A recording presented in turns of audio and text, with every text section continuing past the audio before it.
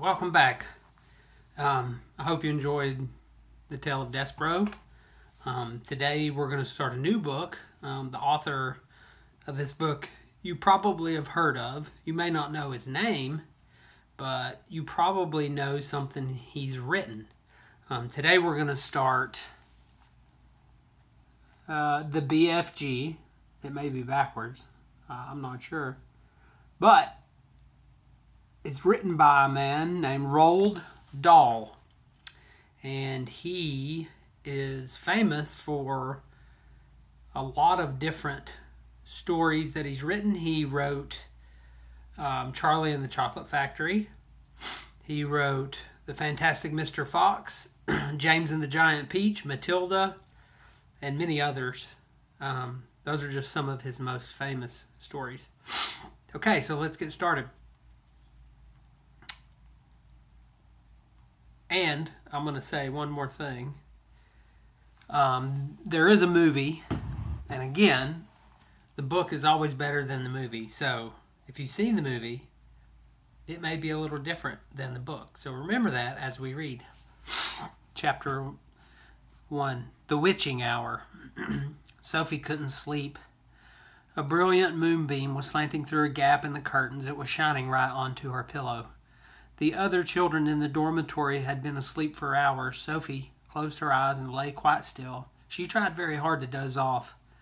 It was no good. The moonbeam was like a silver blade slicing through the room onto her face. The house was absolutely silent. No voices came up from downstairs. There were no footsteps on the floor above either. The window behind the curtain was wide open, but nobody was walking on the pavement outside. The cars went by on the street. Not the tiniest sound could be heard anywhere. Sophie had never known such a silence. And here's Sophie, sleeping in her bed. Perhaps she told herself this was what they called the witching hour. The witching hour, somebody had once whispered to her, was a special moment in the middle of the night when every child and every grown-up was in a deep, deep sleep, and all the dark things came out from hiding and had the world to themselves. The moonbeam was brighter than ever on Sophie's pillow. She decided to get out of bed and close the gap in the curtains. You got punished if you were caught out of bed after lights out, even if you said you had to go to the lavatory. Now, the lavatory is another word for bathroom. That was not accepted as an excuse, and they punished you just the same. But there was no one about now. Sophie was sure of that. She reached out for her glasses that lay on the chair beside her bed. They had steel rims and very thick lenses, and she could hardly see a thing without them. She put them on, then she slipped out of bed and tiptoed over to the window. When she reached the curtains, Sophie hesitated. She longed to duck underneath them and lean out of the window to see what the world looked like now that the witching hour was at hand. She listened again. Everywhere it was deathly still. The longing to look out became so strong she couldn't resist it. Quickly, she ducked under the curtains and leaned out the windowsill. In the silvery moonlight, the village street she knew so well seemed completely different. The houses looked bent and crooked, like houses in a fairy tale. Everything was pale and ghostly and milky white. Across the road she could see Miss Rance's shop, where you bought buttons and wool and bits of elastic. It didn't look real. There was something dim and misty about it, too. Sophie allowed her eye to travel further and further down the street. Suddenly, she froze. There was something coming up the street on the opposite side. It was something black, something tall and black, something very tall and very black and very thin. The next chapter, chapter 2, is called Who? It wasn't a human. It couldn't be. It was 4 times as tall as the tallest human. It was so tall, its head was higher than the upstairs windows of the houses. Sophie opened her mouth to scream, but no sound came out. Her throat, like her whole body, was frozen with fright. This was the witching hour, all right. The tall black figure was coming her way. It was keeping very close to the houses across the street, hiding in the shadowy places where there was no moonlight. On and on it came, nearer and nearer. But it was moving in spurts. It would stop, and then it would move on. Then it would stop again. But what on earth was it doing? Aha! Sophie could see now what it was up to. It was standing in front of each house. It would stop and peer into the windows of each house in the street. It actually had to bend down to peer in the upstairs windows. That's how tall it was. It would stop and peer in, then it would slide on to the next house and stop again and peer in, and so on, all along the street. It was much closer now, and Sophie could see it more clearly. Looking at it carefully, she decided it had to be some kind of person. Obviously, it was not a human, but it definitely was a person. A giant person, perhaps. Sophie stared hard across the misty moonlit street. The giant, if that's what he was wearing a long black cloak. In one hand, he was holding what looked like a very long, thin trumpet. In the other hand, he held a large suitcase. The giant had stopped now, right in front of Mr. and Mrs. Gouchy's house. The Gouchys had a greengrocer's shop in the middle of High Street, and the family lived above the shop. The two Gouchy children slept in the upstairs front room. Sophie knew that. The giant was peering through the window into the room where Michael and Jane Gouchy were sleeping. From across the street, Sophie watched and held her breath. She saw the giant step back a pace and put the suitcase down on the pavement. He bent over and opened the suitcase. He took something out of it. It looked like a glass jar. One of those square ones with a screw top. He unscrewed the top of the jar and poured what was in it into the end of the long trumpet thingy. Sophie watched, trembling. She saw the giant straighten up again, and she saw him poke the trumpet in through the upstairs window of the room where the Gouchy children were sleeping. She saw the giant take a deep breath and whew, he blew through the trumpet. Well, hold on. There we go. Here is a picture of this tall, dark, skinny, giant person thingy peering into the Gouchy children's window. No noise came out, but it was obvious to Sophie that whatever he had in that jar had now been blown through the trumpet into the Gouchy children's bedroom. What could it be? As the giant withdrew the trumpet from the window and bent down to pick up the suitcase, he happened to turn his head and glance across the street. In the moonlight, Sophie caught a glimpse of an enormous, long, pale, wrinkly face with the most enormous ears. The nose, we know somebody else has enormous ears, don't we? Desperate.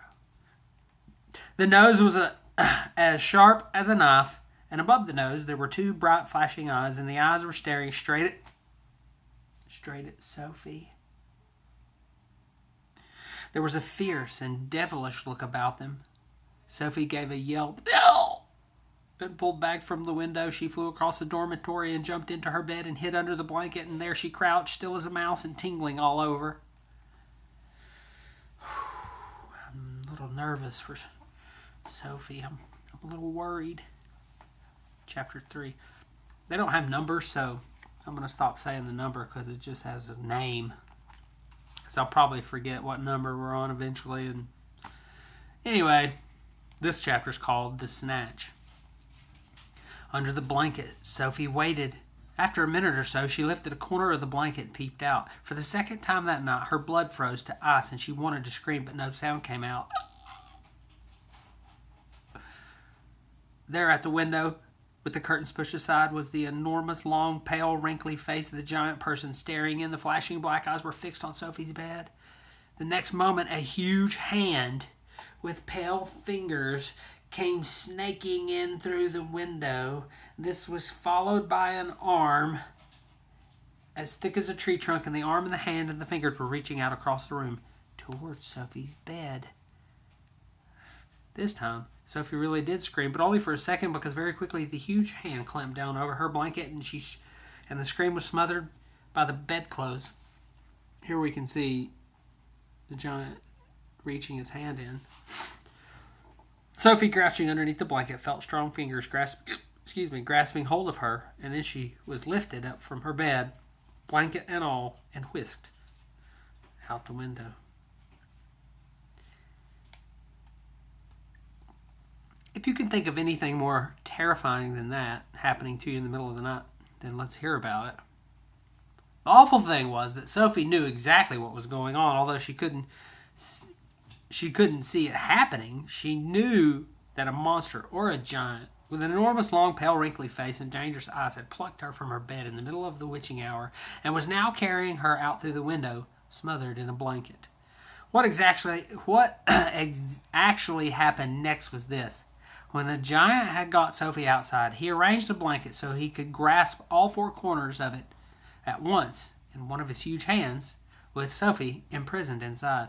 In the other hand, he seized the suitcase and the long trumpet thingy, and off he ran. Sophie, by squirming around inside the blanket, managed to push the top of her head out through a little gap just below the giant's hand. She stared around.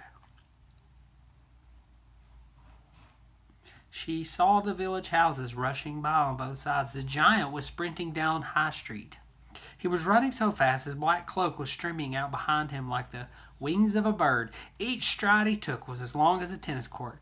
Out of the village he ran, and soon they were racing across the moonlit fields. The hedges dividing the fields were no problem to the giant. He simply just strode over them. A wide river appeared in his path. He crossed it in one flying stride.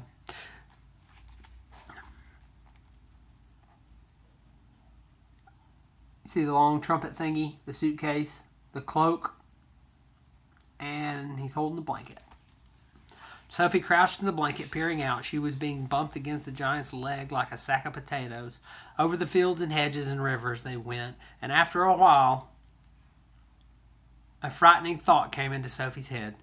The giant is running fast, she told herself, because he is hungry. And he wants to get home as quickly as possible, and then he'll have me for breakfast. I think we'll stop right there. We'll pick up next time. So let's review real quick. We have a little girl named Sophie. She lives in, well, we don't know yet what kind of a place she lived in, but we're going to find out soon. Where she lived, she looked out the window in the middle of the night. She thought it was the witching hour. The giant person, we don't know. Might be a monster. I don't know. It's called the BFG, so we'll find out soon, I think. The giant sees Sophie looking. And what does he do? He snatches her right out of there. So, that's all we know for now. They're running off. And next time we'll pick up, the next chapter is called The Cave. I wonder what that means. Maybe that's where he lives. I don't know. We'll find out next time.